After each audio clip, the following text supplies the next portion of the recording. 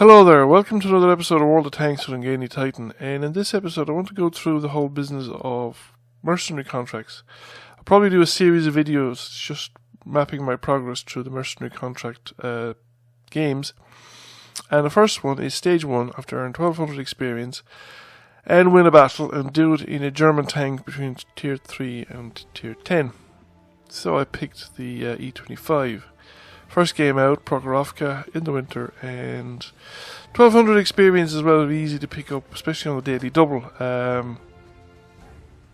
Require a pretty disastrous match not to get 1200 experience in the E25.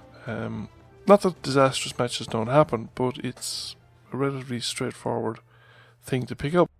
The next level of the contract was much harder, but still not terribly difficult. It just required to win 2 games in a row as well as some experience, and I think they'll have to do a certain amount of damage. I can't remember now exactly, but I'll see it when we get around to doing a video on it. I've already done it. I've gone up as far as the 3rd part, and I think I have the 4th part opened to ready to go.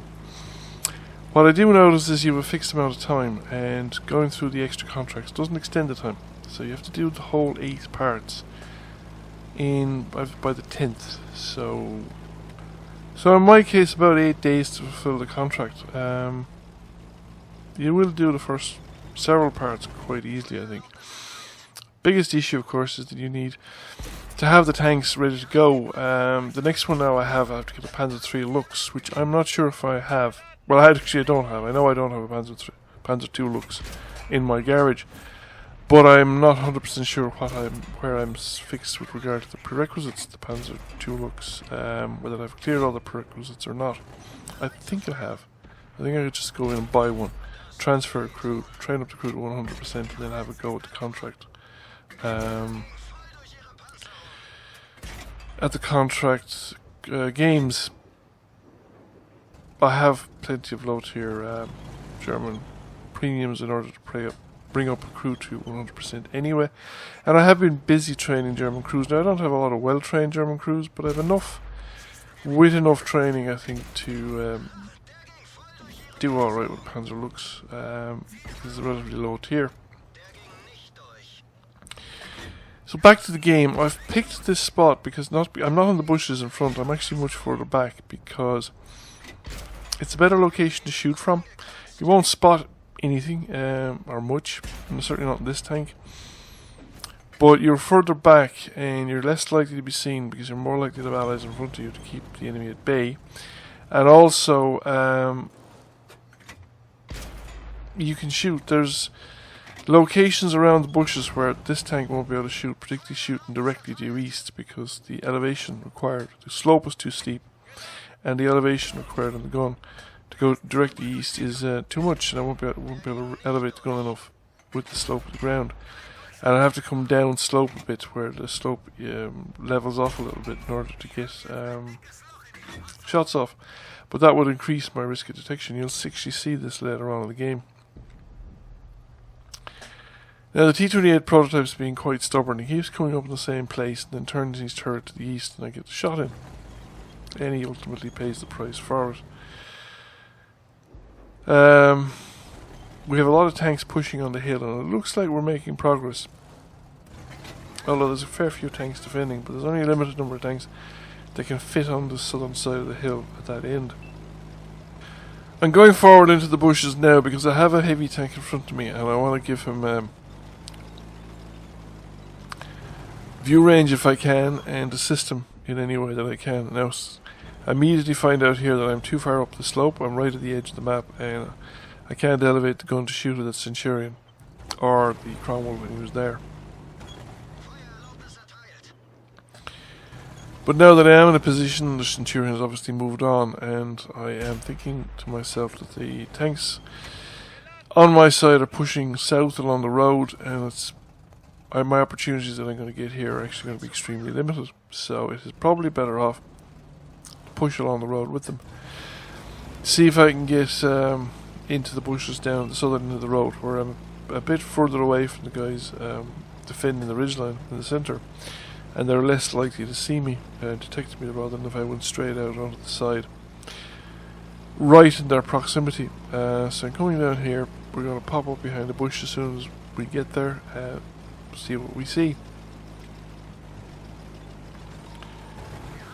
So the Centurion's being detected now. I don't think it's necessarily me that's detecting him. He's probably been detected beforehand.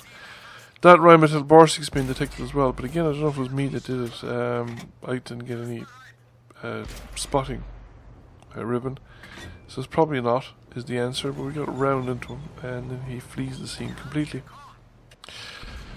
Centurion's not showing much of his turret. He's learned his lesson, I think, from the start of the game when he took that initial hit. And I'm going to swing further south and see if I can get further out into the map. Preferably without being spotted. The heavy tank's already taken fire, probably somebody's mapped his tracer. So there's somebody still over there by the cap circle, and somebody just fired from the middle of the map as well. That was probably the Rheinmetall Borsig that just saw the... but he's fled away. Didn't get the opportunity to shoot at him, and I'm going to start crossing the map, and I get detected. So I head in for the low ground, because I haven't spotted whoever detected me, and I know there's another anti-tank gun back there, or there's something back there. Anyhow, was firing earlier on. We can now see the guys in the hill, and we've spotted the remaining tank destroyer. It's a Scorpion G, which is a pretty formidable tank. But somebody's hit it, set it on fire, and it's not become an issue for me. I don't get the opportunity or have to worry about shooting it. This leaves me now in a tricky position, because the only way to engage the remaining enemies is to pop out over the railway line. So this has to be handled with a certain level of finesse. Nobody should be looking my way at the moment, that's my theory, and I'm going for the T-32 because the other one I think is a VK-450 something, and they're much more formidable tanks, and I don't want to be shot by, or I had a lot more trouble putting rounds through one of them. Got a couple of hits in the T-32 and took a hit in return, probably not from one of the tank destroyers, probably from something else. The VK-4502 was waiting for me. Had a round ready, as soon as I popped up he popped one off, but he missed, and his support on the hilltop is destroyed, so he's now going to probably turn his gun on the people charging in on him, so I should get another shot off. I do, however, take an enormous hit from up by the lake or along the village, and there's a remaining tank destroyer up there, and it is a Rheinmetall Borsig, and it's in full health, so it's probably not the guy I shot down with the thing. He's been up here all the time, or he's been in the village or somewhere around this end of the map for quite some time. So I put a round into him through the front tracks, and we hold him in position. But he's turning the gun in my direction, and that'll be a very easy kill, so I don't want to give him ideas or opportunities, and the people on top take advantage. They just crash into him and destroy him. Game over. And we get our contract. And a rare achievement. That's rare because nobody's ever done it before. There's not many people doing it yet, I would say. So we've earned our 1200 experience, and we won a battle, and we did it in a German tank of tiers 2 to 10. So the system is pretty flexible that way, and we had a pretty decent match as well with a 2nd class mastery. Got over 2000 damage, 1500 assistant damage, and a Confederate award. I always like getting Confederate awards. It always makes me feel that I've been helpful in my team.